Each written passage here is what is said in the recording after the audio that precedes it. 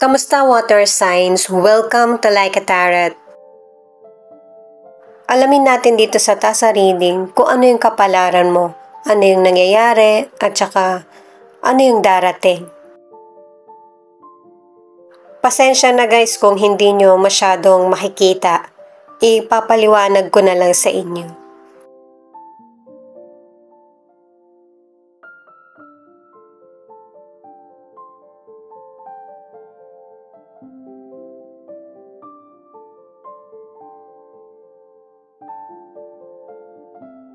Pinapakita sa tasa na ito na merong dobleng swerteng darating sa iyo.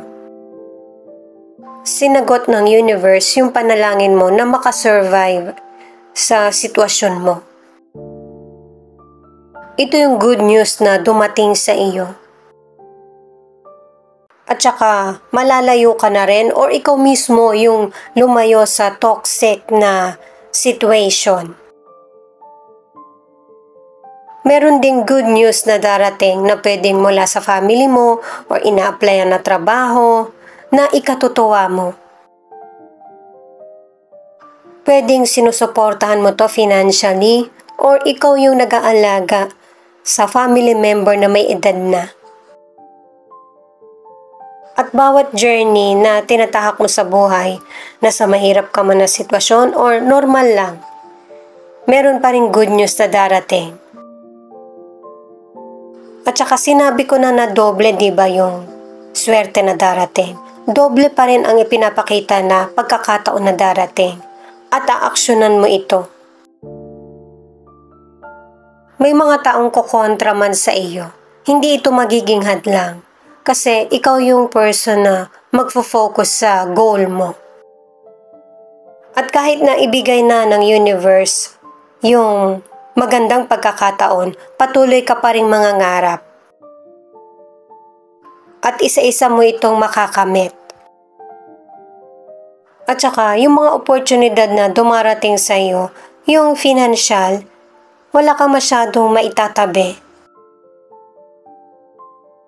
At saka, mas makakabuti na pagtuunan mo yung sarili mo kesa sa magkomento sa ibang tao.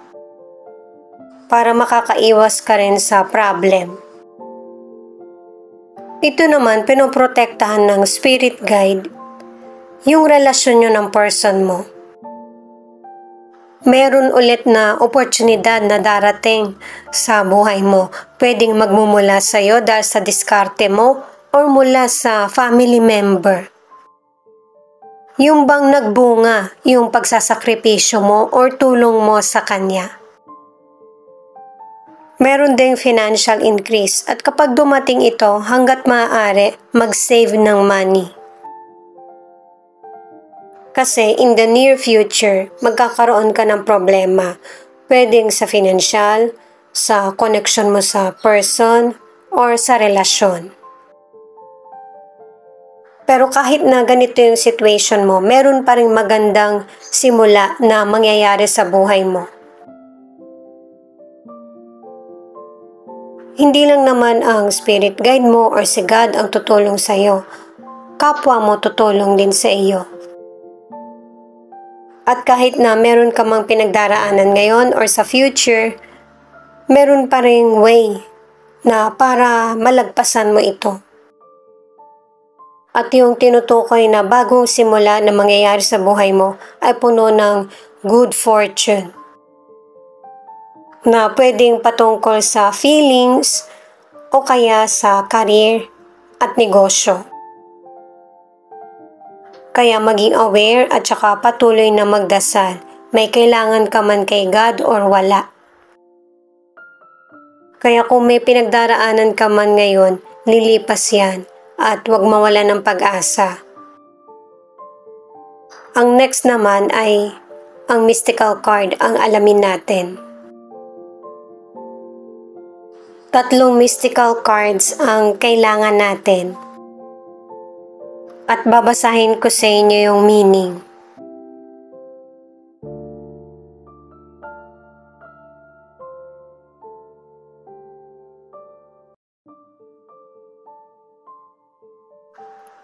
Itong card na ito ang nagpapaalala sa iyo sa mga problemang pinagdaraanan mo.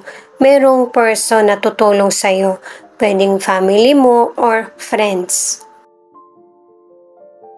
At saka nakaranas ka ng kalamidad or disaster na nakaligtas ka. At hinihikayat ka ng card na ito na magbalik loob kay God. At saka huwag mawala ng pag-asa, magtiwala, at saka tumulong sa anumang paraan na kaya mo.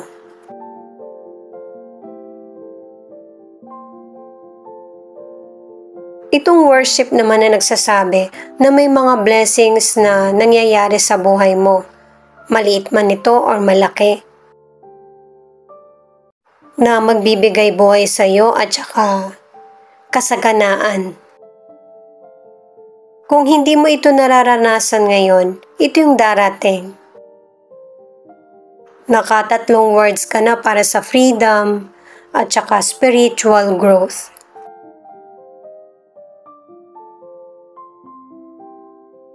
Itong hope naman, nakatatlong image ka na nakatingin ka sa langit.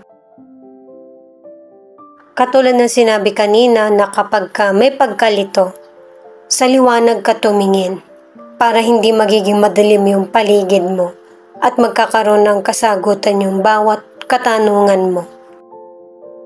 At saka sa mga pinagdaraanan mo, magkakaroon ng spiritual enlightenment. Magkakaroon ng clarity, kaalaman at saka understanding, lalo na kung hindi mo alam kung saan ka papatungo or kung ano yung magiging solusyon sa problems mo. Gamit ang tarot cards, alamin natin kung ano yung energy na masasagap natin para sa mga water signs. Paalala para sa mga bagong viewers na ang reading na ito ay timeless reading, general reading at guide po lamang kaya hindi po magre-resonate sa lahat. Kunin mo lang yung akma sa sitwasyon mo. At kung kailan mo ito napanood, yon ang start ng 1 week reading para sa iyo. Ikaw na bahala magpalit kung si person mo ito o ikaw. Magbabanggit ako ng zodiac sign pero general reading ito guys ha. Kung ano ipakita ng cards. The Sun, Page of Cups at Page of Swords. Pangkalahatan na zodiac sign. Earth sign, water sign, air sign at fire sign. Yung dalawang card, Cancer at Gemini. Maraming tagumpay, swerte na darating sa buhay mo. Pwedeng patungkol sa career, sa negosyo, or sa personal mong buhay. At merong dalawang person na tuturuan mo patungkol sa trabaho o kaya sa negosyo. Ikaw yung magiging mentor nila. Kumbaga sila yung magiging kanang kamay mo. At ang ilan naman sa inyo, posibleng mga anak mo ito na ginagabayan mo. In the future, sila naman ang gagabay sa iyo. Sa career o negosyo, sobrang sipag mo kasi gusto mong makamit yung goal mo. Lahat ng paghihirap mo ay worth it. Merong halaga or may magandang kapalit. At saka, hindi mo na kailangan maghintay ng sign. Importante yung pagkilos kesa sa hinihiling mo lang. Kasi tatlong cards na ito ang nagsasabi patungkol sa tagumpay. Kaya magpatuloy ka. Para sa mga single, merong person na nagbibigay liwanag or saya sa buhay mo. Pareho kayo ng feelings ng person na ito. Pero pareho din kayo nagpapakiramdaman kung sino una magsasabi na gusto ang isa't isa. Timing na lang yung kailangan, pero pareho kayo nagpapanggap na parang walang nangyayari. Para naman sa mga nasa relationship, may magandang kapalaran ang relasyon nyo at saka pinapakita rin sa cards na masaya kayo sa relasyon. Para naman sa mga nasa relationship, kung ang ilan sa inyo nagkakaroon ng problema, ang advice ng cards ay kailangan same ground kayo ng person mo.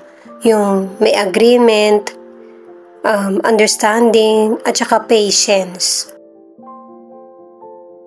Para magkaroon ng clarity at hindi na lumaki yung problem. Pero maayos nyo yung relationship nyo. Ang next card ay Knight of Wands, Four of Wands at Six of Pentacles. Ang zodiac sign ay Sagittarius, Aries at Taurus. Yung binabanggit ko na zodiac sign, pwedeng zodiac sign mo or zodiac sign ng person mo.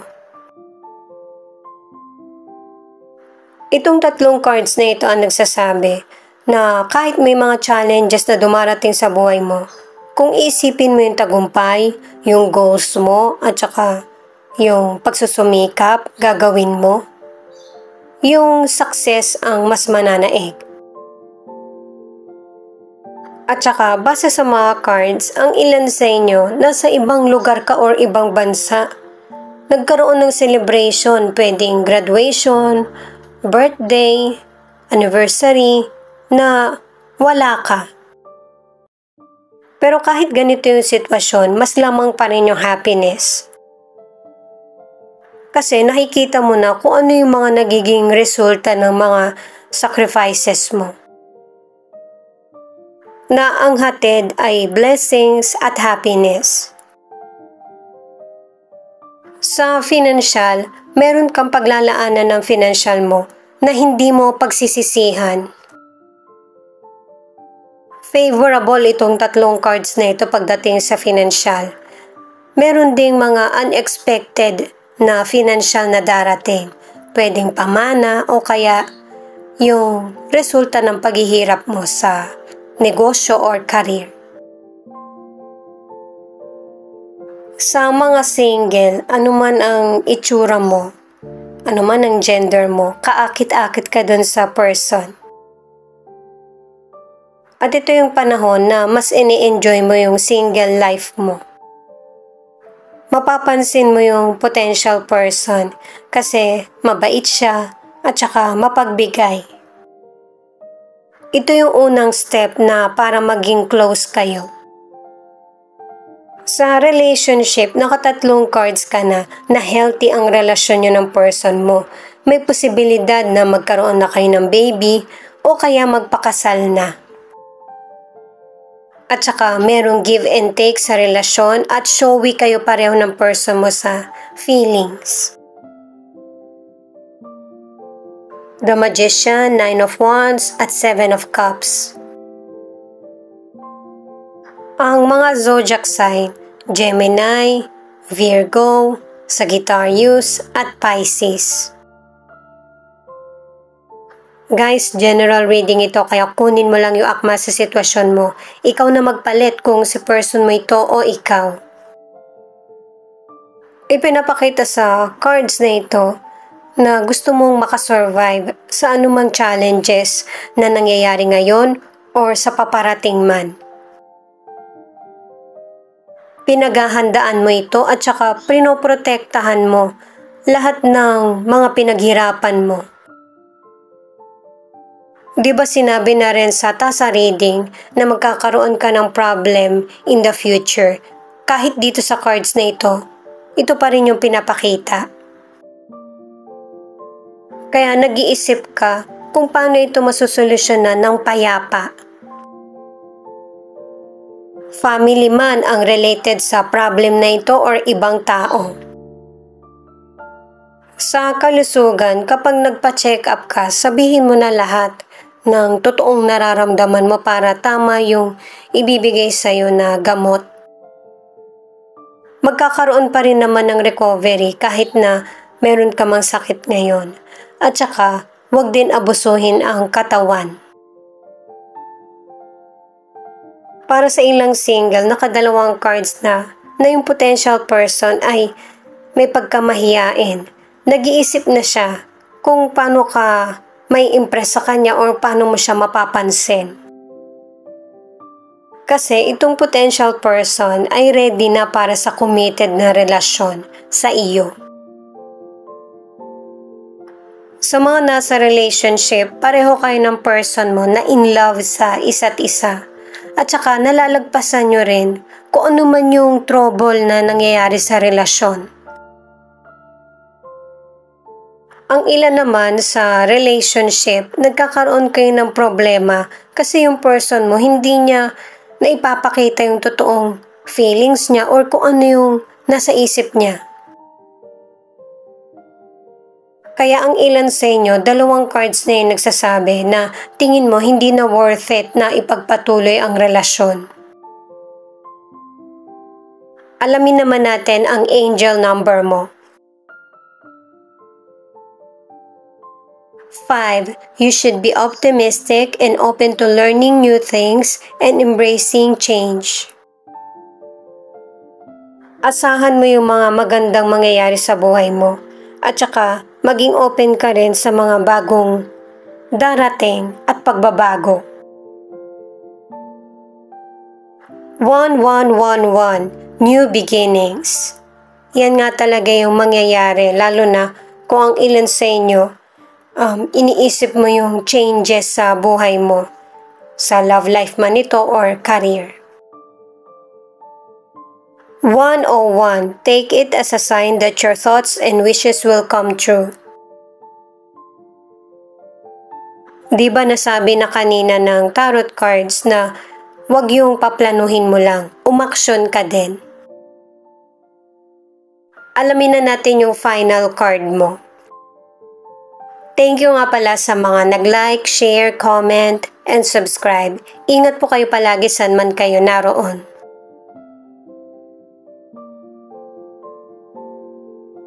The Justice. Ang zodiac sign nito ay Libra. May intindihan mo na kung ano yung kahalagahan ng tama at mali. Magkakaroon ka rin ng desisyon na magiging patas para sa lahat. At kaya maraming nasasabi na maganda mula sa tasa reading hanggang dito sa tarot cards kasi ito yung deserve mo, yung good karma.